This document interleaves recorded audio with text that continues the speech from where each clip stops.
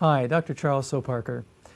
I'm here today to talk to you about blepharospasm and dry eye and how dry eye impacts blepharospasm.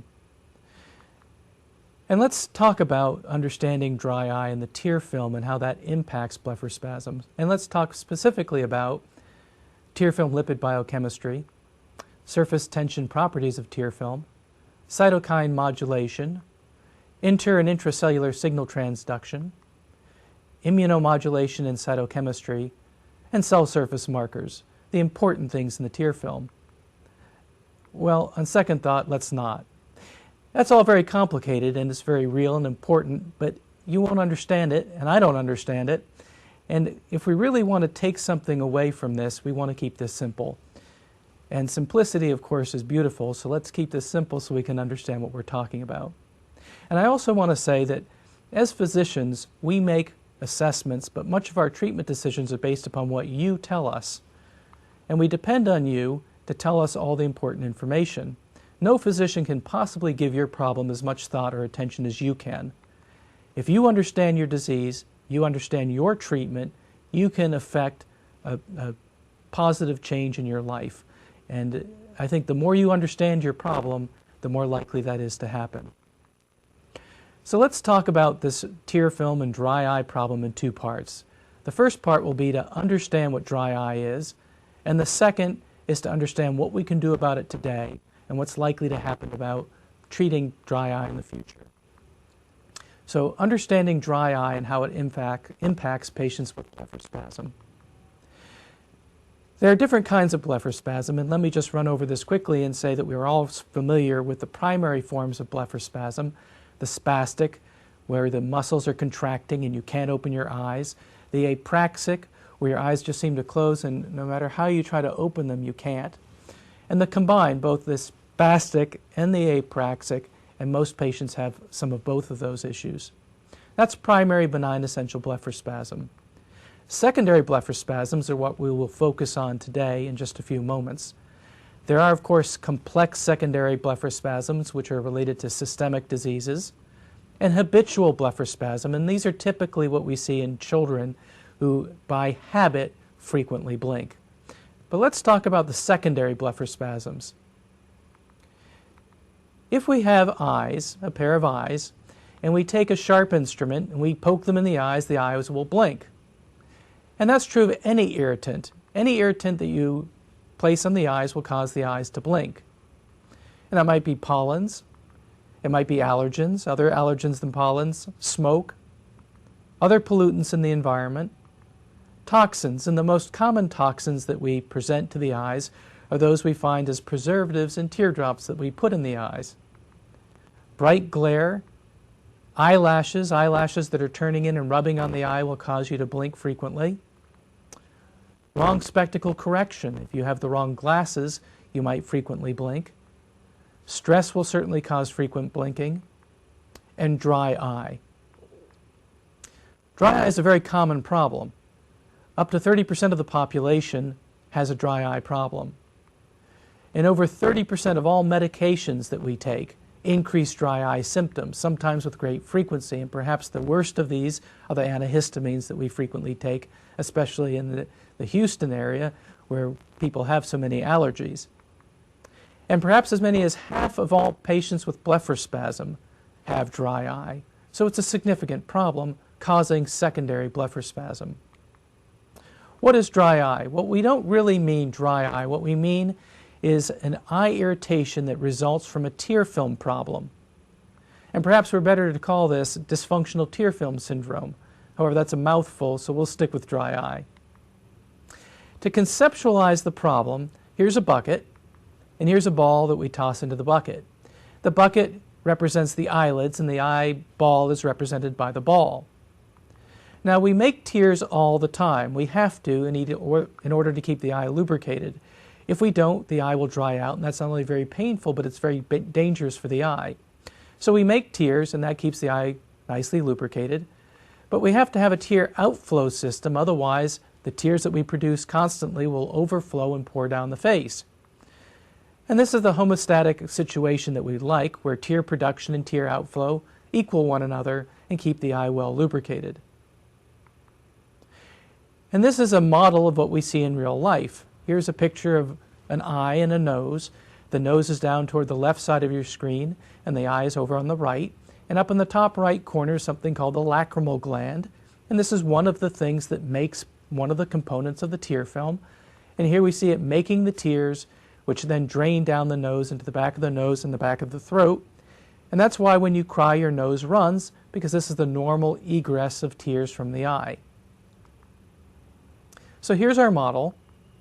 And if we have too little production or too rapid outflow from the system, you'll have a dry eye.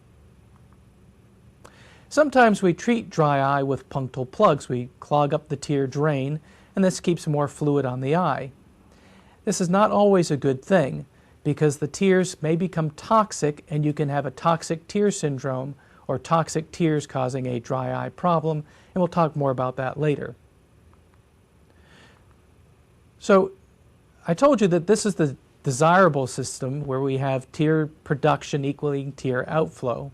If you have a low tear production, you might clog up the tear drain, but you can still get a dry eye because the rate of evaporation then is greater than the rate of tear production. So even with low tear production, you can get a dry eye even with a punctal plug. You can also have too much outflow, so the rate of outflow is greater than the rate of influx of tears, and of course that will give you a dry eye problem as well. So too little production or too rapid outflow gives you a dry eye. Now, the system was a little bit more complicated than that. It turns out that we actually have a multitude of different glands that make tears, and they make different components of the tears. And there's one big gland called the lacrimal gland that I showed you before. And this big gland is used mostly for reflex tearing. And what that means is that when the eye is irritated, this big gland turns on and produces a tremendous amount of water component to the tear film. So when you have a dry eye situation, you may have a compensatory overproduction of this water component to the tear film. And that's why some people who have a dry eye will have a tearing eye. Their eye is really dry, they go out in the breeze, and all of a sudden their eye starts watering. What's interesting to me is that many patients with blepharospasm don't seem to have this compensatory mechanism. So many patients with blepharospasm, although they have a dry eye problem, don't actually have a reflex tearing excess. Now let me give you an idea of the tear film in more microscopic detail. Here's the eye surface. Here's the outside world that's causing irritants to the eye. And there is a protective barrier between the outside world and the eye surface as the water layer of the tear film. It's the powerhouse of the tear film, filled with all kinds of goodies, proteins, nutrients, healing elements, bacterial protectants, etc. Most of the good things that we need in our tear film to protect our eye from the outside environment. This tear film, the water layer, is attached to the eye surface by the mucin layer. And this permits an even flow of the tears over the eye, and different glands make the mucin from those that make the water layer. On top of this whole tear film is the barrier layer, or the lipid layer, the oil component. And this prevents tear evaporation or particle penetration into the tear film. It also provides a good optical surface. What does that mean? If I go underwater and I open my eye underwater, I can't see anything. Unless I put a mask on, and now I can see under the water. The lipid layer is like that mask that allows us to see in air. And without that lipid layer, we can't see properly. We can't see through the water layer. So we need that for a good optical surface. And it's a highly regulated layer. A lot of different components go into regulating the lipid layer. There are nerve signals and hormonal signals and blood vessel factors that influence the lipid layer. So here's another picture of the same thing. Here's the eye surface, the mucin and the aqueous and the lipid. And I kind of lied to you. The mucin and the aqueous layer are really more of a smear. And together they form a mucin aqueous gel. And if we look more microscopically at the cornea, you see there's multiple different cell layers in the cornea, and these top cell layers actually will die over time if they become dried out. So we need to keep the cornea well lubricated, and that lipid layer on the top that we talked about before is the barrier to evaporation of the tear film. So what happens if that lipid layer is perturbed? Well, it breaks up, and the result of this is that you can have a toxic tear, and again we'll talk more about toxic tear syndrome later. You can have rapid tear evaporation because you don't have that shield, that barrier of lipid over the water, and so now the water can evaporate up between the oil globules, and you get all this glare or dazzle in bright light. What happens is it's like looking through an oil slick or an oil film. You don't have that nice optical smooth surface. So how do you know if you have a tear film problem? Well, truthfully, an assessment should be made by a skilled slit lamp examiner, and this person, this expert in dry eye problems, might perform any or all of these studies: multiple stains, Schirmer's test, breakup time, a number of biopsies. They might do some corneal thickness determination, some lipid serum analysis, and they might do a bunch of these other immunohistochemical studies. And then they might take all this information, they might put it into this complex algorithm and figure out exactly what kind of a tear film problem you have. Of course, this is too complicated. Let's keep this more simple. How can you tell if you have a tear film problem? Well, here's a simple way. You can take 2 drops of a topical anesthetic. This is a numbing eye drop. Every eye doctor has this. Put 2 drops in each eye and wait 5 minutes. And what this does is it takes away the irritant that's irritating the eye, and if there's anything irritating your eye, it numbs it up so now you won't blink in response to that irritation to the eye. That's what I call test 1. And I can see some very remarkable differences in patients with blepharospasm. You put the anesthetic in, and their eyes stop blinking. So even though they may have benign essential blepharospasm, the secondary blepharospasm on top of that creates more of a problem, and this helps to recognize that that exists. The second test that you can do after you put in this topical anesthetic is you can rinse the eye with eye wash solution, a steady stream for 3 to 5 seconds. Why? Well, if there's a problematic tear film, a tear film with a lot of oil in it, this rinses out the oil. It gives a better optical situation. And as I told you before, if you have a disturbance of the vision, such as the wrong pair of glasses, you may blink frequently. This rinses out that oil and now allows you to see more clearly. And this might also suddenly decrease the amount of blepharospasm. The third thing that you can do, what I call test 2B, or the second part of improving the optical situation, is now turn down the room lights and take away some of that extra glare in the room. And if you do these 3 things, the topical anesthetic, rinsing out the eye, dimming the lights, you may see a significant improvement in the blepharospasm, and that tells you that tear film or dry eye is probably a significant problem for you. So aside from making blepharospasm worse, dry eye is a problem because it's uncomfortable. There can be a gritty sensation in the eyes, a foreign body sensation, irritation. That's not pleasant. It decreases your vision. We've talked about how it disturbs the optical surface and makes vision more uncomfortable. And it increases the risk of bacterial infection. If you have a dry eye, I showed you how there are many cells to the corneal surface. If those die off, now you've taken away a natural barrier to bacteria getting into the eye. And now hundreds more organisms can get into the eye, set up shop, create an infection that can create a tremendous amount of trouble. Let's talk about toxic tear and understand what that is. If you have stagnant tears on the eye, you can have a toxic tear problem. Why? Well, you may have low water component to your tear film. I told you already that there are 3 different components to the tear film: the mucin, the water, and the oil, or the lipid layer. If you have too low water, then you may have too much salt in your tear film, and this can stimulate all kinds of inflammatory molecules. A second cause of toxic tear syndrome is a primary inflammatory toxic tear syndrome, what we call eye arthritis. Patients who have arthritis, rheumatoid arthritis, might get something called a Sjogren's syndrome, where they have all these inflammatory molecules in their tear film. If it's stagnant on the eye, you don't have a good flow, you don't have a rapid production and a rapid outflow, then these molecules can sit in the eye and create a tremendous amount of inflammation. Bad oils.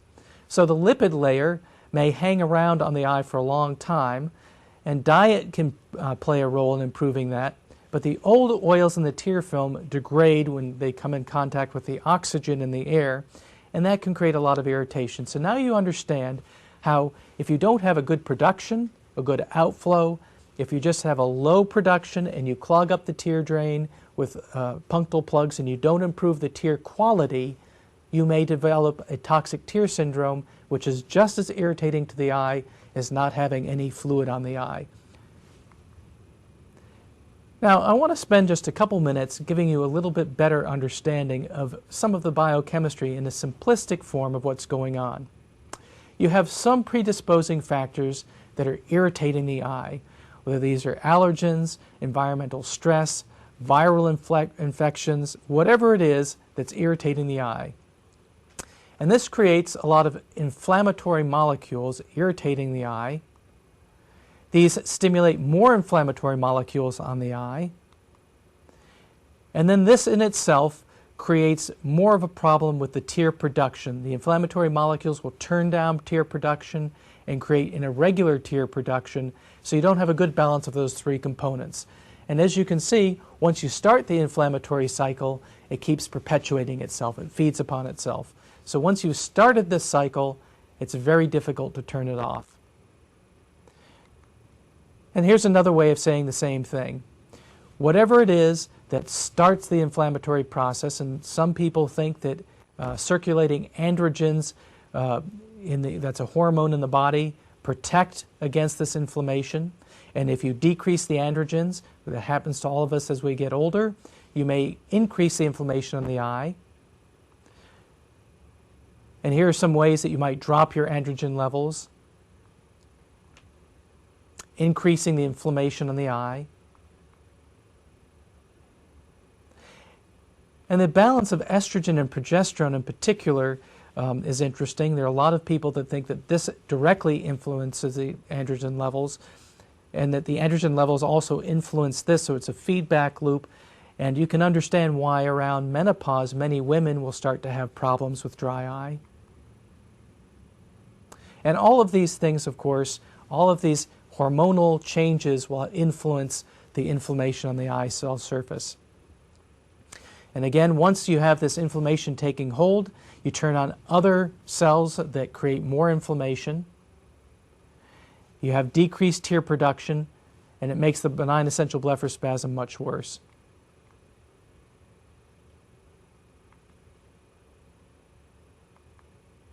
Again, another way to look at the same picture for those of us that are more visually oriented. Here's the normal eye surface. Tear film bathes it. We get a message back to the brain that says, hey, we're doing great, but we want a little bit more tear production. Okay, so the brain tells the glands around the eye and the eyelids, make a little bit more tear, everything's going well. The eye is very happy, very healthy, well lubricated. When we have an inflammatory problem, this turns off the message back to the brain. You don't get the same nice messages back to the glands. You have an irregular, imbalanced tear film. This creates more inflammation, and of course, it's a self-perpetuating problem, and it turns off your nice, normal tear production. If you want more information about a normal tear film, you want a little bit more in-depth information, here's a good website to look at, www.theocularsurface.com. So are we all doomed as we get older? Are all of our eyes going to become drier? And are those of us with blepharospasm going to be getting worse and worse and worse? Well, no, there's some hope. Now that you understand what the problem is, what can we do about it? And let's talk about managing your dry eye problem. Again, nobody's going to care as much about you as you care about yourself. Understand your problem, understand your own treatment. And we're going to talk really about 4 different things that you should be thinking about if you have a dry eye problem and that's making your blepharospasm worse. The first is Botox helping you or is it hurting you? I tell all my patients that they should keep a calendar of the effect of the Botox. So is it helping you? How much is it helping you? And I tell them keep something simple. 1, I'm doing really well. 3, I'm doing really poorly. My blepharospasm is really bad. I'm not having a good effect from the Botox. And you can superimpose on this another scale that tells you how dry your eyes feel. And you'll be very surprised, and we'll talk a little bit about this later, about how your dry eye problem may lag just shortly behind the days that you're not having a good Botox effect. So that when you're having a good Botox effect, you may find that your dry eye situation is better, and when you're having a bad Botox effect or you're having worse blepharospasm, a couple days later or the next day, you may begin to see a worsening of your dry eye problem, and we'll talk about that more. But keep a calendar and for yourself and for your physician so that you know how well the Botox is working. And your calendar may look something like this. This is helpful because it helps to prove to the insurance companies that you're really having a problem and that the Botox is really helping you and that they should continue to provide funding for that. It also helps you to identify maybe you have a funny change. All of a sudden, for 4 or 5 days, your blepharospasm was particularly bad, and you might be able to go back and figure out, well, that's when I go visit Aunt Tilda, and Aunt Tilda has cats, and I now recognize that I have a real problem with my allergies, and that makes my blepharospasm really worse. And again, as I said, it shows a pattern to tailor your Botox treatment. So this is what the graph might look like over time. If you take those numbers and now you put them into a graph and you look at the effect of Botox over time, this is what it should look like. You see a rapid rise, a steady state of improvement, and then a rapid decline in the effect of Botox. And when I look at these maps that are generated by my patients, I look to see, first of all, how long did it take for the Botox to have effect? How long did it take for them to have maximum benefit once the Botox started to have an effect? How long did the maximum benefit last? And how much benefit did they have? Was it the best it could possibly be, or was it only half as good as it possibly could be?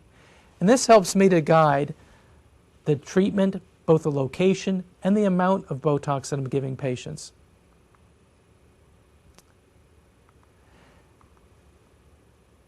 Now, if you superimpose on this graph when you are having dry eye and eye irritation, this is very helpful. And again, let's break that up into those different times. How long it took to have an effect, how long it took to have maximum effect, and how long you had your maximum effect. And if you look at this graph and superimpose on that the time that your eyes are really dry, and that's what the orange bar at the bottom reflects, how long the period of time in which the eyes were really dry, this to me suggests that you're having too much Botox, that you're not able to blink enough and your eyes are drying out. If, however, your dry eye pattern falls towards the beginning and towards the end of your Botox treatment, then that tells me that you're not getting enough Botox. Now, we all understand how too much Botox can create a dry eye. You have too much Botox, you can't blink, you can't close your eyes dry out. That's a problem. So decreased eyelid closure, we know that blinking lubricates the eye. And there can also be an effect of the toxin directly on the tear gland. And that really depends on where the injections are given. So how can too little Botox create a dry eye? Well, we have this thing that we've called in our practice frontalis antagonist blink syndrome, and you can just call it FAB syndrome. And what this really means is that when we're frequently blinking, we're spasming, and I'm trying to keep my eyes open, and I struggle to keep my eyes open, and I raise my brow, and I'm fighting the blink. Now I'm getting an incomplete blink. I'm not getting that regular eye closure, so I'm not allowing my eye to be lubricated. I'm fighting every time my eye closes. And this is actually counterproductive. And if I gave a little bit more Botox, I wouldn't be having so much spasm, and then I wouldn't have to fight the spasm, and I'd have a more regular blink. And I frequently recommend to patients that they do a slow, relaxed blink, that the eyes close. Let them close, but under your direction. So when you feel that spasming happening, allow your eye to close fully, completely, slowly, and then open. And if you're suffering from this FABS problem, you'll find that actually that controlled, slow blink now allows you to open your eye more. We talked about Botox effects. You can direct by directing your physician whether you should be getting more or less Botox. What about other medications? Well, we know that many systemic medications, such as blood pressure medications, cholesterol modifying agents in particular, antidepressants, heart rhythm stabilizing agents, if you have irregular heartbeats, you might be on medication. All of these medications will create dry eye problems. Parkinson's disease medications. Antihistamines are probably the worst. And so if you're on a new medication and you're having a problem with it, and your eyes are getting more dry, go back to your physician and tell them, can I try something else? Many topical agents will also cause dry eye problems, and in particular, they do it through preservatives, such as in tear supplements, or if you're taking glaucoma medications. Many of your glaucoma medications can cause eye irritation, and remember now we're talking about any irritation to the eye being a dry eye problem, and they may also have preservatives in them that cause a problem. What can you do about managing dry eye problems at night? Well, nighttime problems are usually a mechanical problem, a problem with the eyelid closing. And there can be many reasons why you would have a problem with your eyelid closing. Especially for blepharospasm patients, these would be patients who have had surgery already, either myectomies or droopy eyelid repair or very aggressive blepharoplasty where maybe a little bit too much skin was taken out or maybe there's a little bit of scarring. So if you've had surgery on your eyelids, you might have a problem with the eyelids closing at night. Ointments are very effective at night. Lacrolube is perhaps the easiest. Vaseline is very inexpensive, but it is very blurring and you'll have to rinse it out in the morning. Avoid ceiling fans and dry heat directly above you. Closing devices, things that help you to close your eye more completely. You can tape your eyes closed, of course, or you can get a weighted sleep mask. You can get a sleep mask and you can put sand on it, in it, build your own or buy one that has some weight that will hold the eyelids closed. Now, a regular sleep mask doesn't really do you much good other than to block the breeze from a ceiling fan, but a weighted sleep mask will help your eye to close completely. External gold weights, these are wonderful. They cost $60 to $70. Any doctor can order them for you. You can't order them yourself, unfortunately. But they cost about $60 or $70, and you tape them to the upper eyelid at night. And as long as your head is slightly elevated, it will close your eye completely. And to elevate your head at night, I recommend putting a couple of bricks under the feet at the head of the bed. If you sleep on extra pillows, that may hurt your back and your neck. So just raise the whole bed slightly with some bricks at the feet, under the feet at the head of the bed. And if you sleep on your back, the external gold weights are wonderful. Moisture chambers. There are many different kinds of moisture chambers that you can put on. Swimming goggles are an extreme, but they're very helpful. Saran wrap and Vaseline is a mess, but if you want a moisture chamber, you can put Vaseline around your eye, cut out a piece of saran wrap and stick it to the Vaseline, and that creates a moisture chamber, keeps fluid on your eye. Surgeries. There are many kinds of surgeries that can help you if you're having a problem with closing your eye at night. You can partially suture the eyes closed, especially out in the outside corners. You can make the eyelids more droopy, drop the eyelid height. And if you're having a problem that's due to a previous surgery, that can be reversed. So correct existing eyelid problems. Daytime problems. Here are different things that you can do, and we'll talk about these individually. Lifestyle change, lubrication, tear improvement, tear conservation, immune modulation, and new therapies. Let's talk first about lifestyle changes. Put yourself in a situation that has increased humidity. Now here in Texas, and Houston in particular, that's a crazy thing to say, But you may find that in over air-conditioned buildings, there's very low humidity, and you might actually need a humidifier. Avoid wind, dry heat situations, high altitude, smog, smoke, exhaust, prolonged reading or computer use, soft contact lens wear. All of these things will dry your eye out more. If you must work at the computer for prolonged periods, do a slow, regular blink. This lubricates your eye. What happens when you read or you work at the computer for prolonged periods, you focus and concentrate, especially if you have blepharospasm, trying to decrease your blink rate, and you get yourself into trouble. So again, slow, frequent blinking will help you. Eye shields or goggles.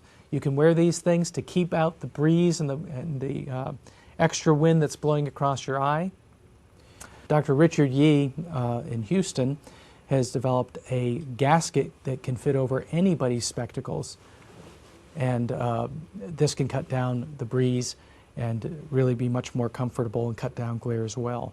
They also sell special spectacles that are made specifically for cutting down the glare and cutting down breeze, but this gasket can fit over anybody's existing glasses. So during the day, lubrication is very, very important. And there are all kinds of different artificial lubricants. You can use preserved tears. We've talked a little bit about how preserved tears will create a problem for some patients who have allergies to these preservatives. We have transiently preserved tears, so tears that have preservative in them, but when you put the tear on the eye, it then dissolves. We have non-preserved tears, which are probably the best thing to use if you're using tears frequently. There are many different kinds of ointments. They're very effective, but they're vision blurring.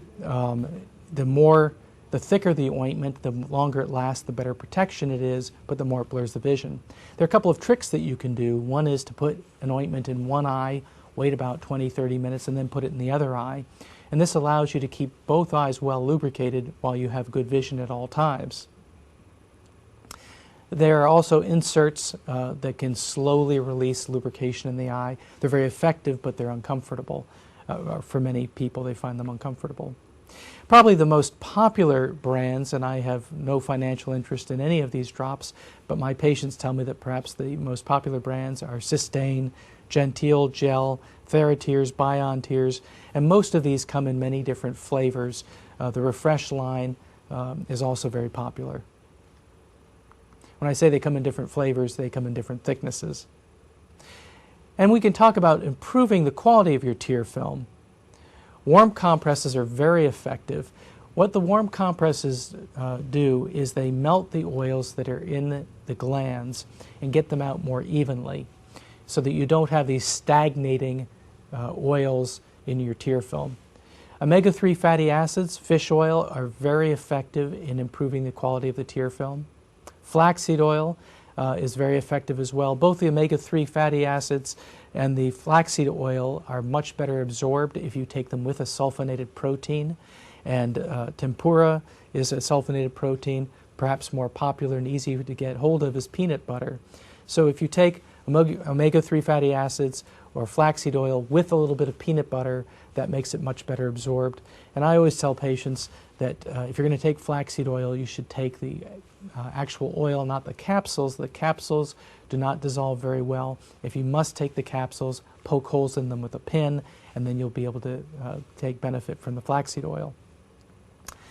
Estrogen-like foods, there's a lot of controversy about whether this improves the tear film or not.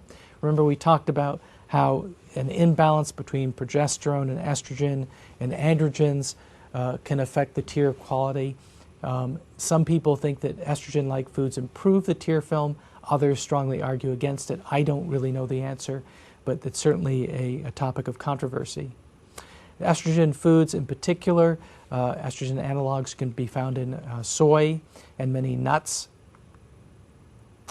Vitamin A and acetylcysteine can be very effective in improving the tear film quality. Acetylcysteine, mucomist, is good for people who have very thick mucoid tears and have a problem with that mucin layer of their tear film. The tetracyclines are very effective. They're anti-inflammatory at low dose. Allodox is 20 milligrams of doxycycline, and you don't have to take the 100 milligram capsule. You can take the Allodox, and that's very effective in decreasing inflammation in the eye. Tea tree oil for anterior lid margin disease. There are different kinds of blepharitis or inflammation of the eyelid that can affect the tear film quality. And for people that have anterior lid margin disease, this has to be diagnosed by your doctor, but you might see it yourself if you look very closely in a magnified mirror. You might see some crusting and flaking on the eyelashes. That's typically an anterior lid margin disease, and tea tree oil can be very effective for that. And OcuSoft scrubs are also very good for anterior lid margin disease. And again, some of these treatments ought to be directed by your physician, but if you bring these to their attention, they can help guide you in treatment. Tear conservation. So how can we keep good tears more on the eye? Punctal occlusion. We talked about closing up the tear drains. That's only a good idea if your tear quality is good. If you have bad tear quality, it can give you a toxic tear syndrome and create more inflammation and create a bigger problem. Tarsorrhaphy, closing down the eyelids, sewing the upper and lower eyelids together a little bit toward the corner. This decreases the rate of evaporation, increases tear conservation. Moisture chamber goggles, we talked about that for nighttime use. Some people use them during the day, and they sell commercially goggles that have a little foam rubber around them that decrease the rate of evaporation of your tears. The Boston scleral lens is a tremendous innovation. This is for people with profound dry eye problems, and it's a lens that sits on the eye. This picture on the right shows the eye in profile or from the side, and you can see that the cornea in the bright white line is now covered over by a lens that has a little reservoir that holds fluid. So this contact lens holds fluid on the eye and can slowly release it onto the eye, more liquid into the contact lens a couple times a day. So here's the situation we would like. We'd like to have good homeostasis. We'd like to avoid the toxic tear syndrome. And the best management of toxic tear syndrome is to increase the outflow and increase the inflow and increase the outflow to the eye, and that way you wash that toxic tear off the eye. Immune modulation. Well, tetracyclines are very effective. We talked about that a little bit. Immune modulation means turning down the inflammation on the eye. Corticosteroids, steroid drops, these can decrease the inflammation on the eye. Cyclosporin or Restasis, this can decrease the inflammation in the eye. It takes about 3 months to be effective. And then there are other cytokine inhibitors, other medications that can turn down the inflammation in the eye. And the new therapies that are on the horizon for helping patients that have dry eye problems are drops that increase the production of the tears. And here are a couple of different names of things that are currently under investigation. And we talked again a couple of times already about different hormonal therapy. Now there are some hormones being tried as drops on the eye. And here is something that's being done in Spain. They are implanting a pump into the abdomen with a tube that comes all the way up to the eye and slowly releases tears onto the eye. Maybe that'll catch on. So daytime dry eye, just to review, we talked a little bit about lifestyle changes, things that you can do to decrease challenges to the eye, decrease evaporation. We talked about different kinds of lubrication that you can put in the eye, ways to improve the quality of the tear film, ways to improve the conservation of the tear film so it doesn't keep evaporating away. We talked about immune modulation, so in patients that have a toxic tear problem that's creating inflammation, how to turn that inflammation down. And we talked about some new therapies that are on the horizon for daytime treatment of dry eye problems. We talked about overall the Botox effects, modifying the Botox dose and pattern. We talked about changing other medications that you might be taking, talking to your doctor about, hey, I was doing great until I started this new anti-cholesterol medication, this Lipitor, and now I'm having a lot of trouble with dry eye. Can we choose another medication? We talked about nighttime problems. This is really a mechanical issue and things you can do to help with that. And again, we talked about daytime problems. An important disclaimer. First of all, I want to say that I've mentioned a number of different products. I don't have any financial interest, unfortunately, in any of these products. But more importantly, I am not a dry eye expert. I'm giving you my experience with treating dry eye in my blepharospasm patients.